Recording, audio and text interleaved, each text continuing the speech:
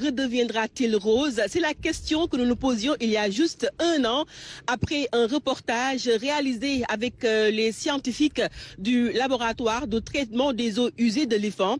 L'espoir était permis parce qu'il nous avait révélé à travers les résultats des prélèvements que le lac pourrait retrouver sa couleur. Et voilà, chose faite, le lac a retrouvé sa couleur rose. Un spectacle naturel avec des eaux allant du rose orangé au rouge profond. 2 années après avoir perdu sa mythique couleur à cause des eaux usées et pluviales en provenance de la banlieue dakaroise, le lac rose retrouve progressivement sa splendeur, au grand bonheur des populations riveraines. Je peux dire que c'est une fierté, vraiment un honneur, vraiment une très grande joie. Quand la semaine passée, tout le monde a vu que le lac a retrouvé sa coloration rose et cette coloration rose avait disparu depuis août 2022. Donc si un beau jour on se lève, on voit que le lac est devenu rose, vraiment c'est une très grande joie pour les gens qui sont ici au niveau du lac. Sur ça, vraiment, on va tirer un chapeau à la RTS parce que la RTS est une des télévisions qui était venue sur place pendant, je peux dire, 2 ou 3 fois pour vraiment voir l'évolution de la situation du lac. Et vraiment, à travers les reportages qu'elle faisait ici, vraiment, elle était accompagnée des scientifiques vraiment qui nous donnaient de l'espoir.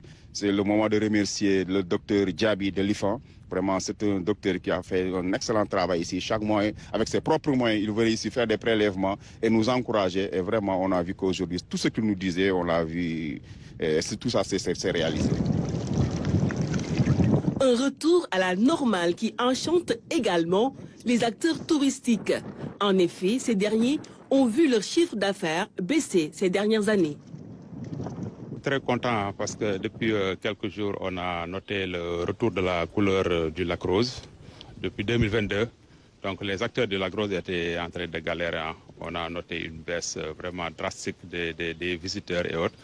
Mais bon, tout ça était dû à la couleur qui n'était plus au rendez-vous, à l'attractivité du lac rose. C'est quelque chose qui nous avait beaucoup manqué sur le plan touristique.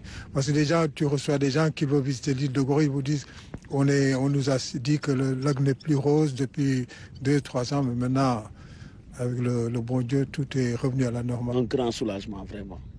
Vraiment, ça nous soulage un peu. Et ça fait plaisir de le voir comme ça. Parce que si je ne me trompe pas, ça fait 2 ans qu'il n'est pas rose. Vraiment, ça fait très grand plaisir de le voir comme ça. Pour tous les agences qui étaient partis, reviennent petit à petit.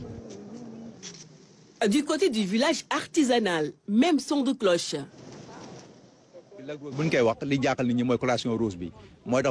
Quand on parle du lac rose, c'est sa coloration rose.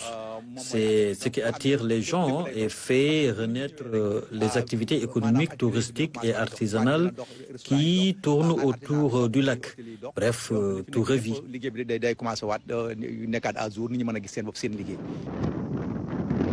Grâce à la présence d'algues appelées scientifiquement Dunaliella salina, le lac offre une palette de couleurs fascinante, transformant chaque moment passé à ses abords en une expérience visuelle inoubliable. Pour sa première visite au Sénégal, Enzo est tombé sous le charme de ce phénomène naturel. J'ai de la chance parce que il semblerait qu'il soit rose depuis 2 semaines, donc j'ai de la chance, je suis arrivé au bon moment et c'est très très beau, donc je suis très contente d'être là au bon moment. C'est bientôt le démarrage des activités. Le lac rose à lui seul fait 40 jusqu'à 60 000 tonnes de sel par an. 40 à 60 000 tonnes de sel par an qui sont destinés ici à l'intérieur, mais aussi à l'exportation vers les pays de la sous-région, comme le Mali, le Burkina, la Côte d'Ivoire, le Niger, le Togo. En général, on commence la campagne vers le mois de mai-juin. Et cette année-ci, vu la coloration du lac, vu la baisse du niveau de l'eau, on croit que vraiment, on pense très fortement que vraiment on va reprendre les activités qui se faisaient autour du lac. En 2022, le lac avait perdu toute sa teinte rosâtre à cause des eaux usées et pluviales en provenance de la banlieue dakaroise, directement reversées dans le lac par le biais de ce canal d'évacuation. Le danger est toujours là, malgré qu'on a réussi à récupérer le lac Rose, parce que vraiment cette brèche nous a causé vraiment d'énormes problèmes. Et cette brèche-là est toujours là. Donc vraiment nous lançons un appel aux autorités vraiment de faire tout pour que vraiment l'eau n'arrive plus au lac comme en 2022.